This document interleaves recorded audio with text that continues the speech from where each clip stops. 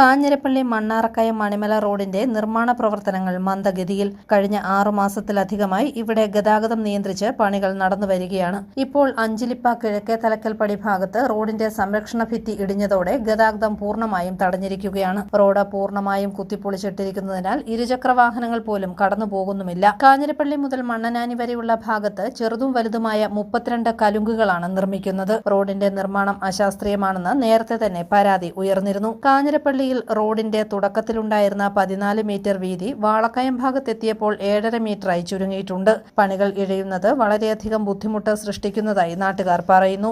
ബസ്സുകാരും school കുട്ടികളും ഒക്കെ വളരെയേറെ ബുദ്ധിമുട്ടിയാണ് ഇതിൽ യാത്ര ചെയ്യുന്നത്.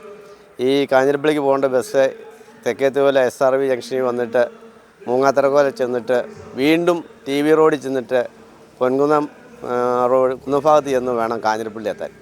യാത്രാ ദൂരം വളരെ സമയമെടുക്കുന്നു. മറ്റ് ബസ്സുകളുമായിട്ടുള്ള കോമ്പറ്റീഷൻ വരുന്നു.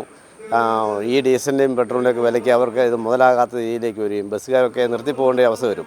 അങ്ങനെയൊക്കെ വന്നു കഴിഞ്ഞാൽ നമുക്ക് സ്കൂൾ കുട്ടികൾക്കും യാത്ര ചെയ്യാൻ ജോലിക്ക് പോകുന്നവർക്കൊക്കെ വളരെയേറെ ബുദ്ധിമുട്ടും.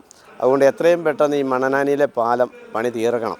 ഈ റോഡിൻ്റെ ശോച്യാവസ്ഥ എത്രയും പെട്ടെന്ന് അവസാനിപ്പിച്ച് നമുക്ക് നല്ല നിലയിൽ ഈ റോഡ് യാത്രാ സൗകര്യമാക്കാനുള്ള നടപടികൾ ഉണ്ടാകണമെന്നാണ് എനിക്ക് പറയാനുള്ളത്. 88 കോടി രൂപ മുടക്കിയാണ് കാഞ്ഞിരപ്പള്ളി കുളത്തൂർമൂഴി റോഡ് പണിയുന്നത്.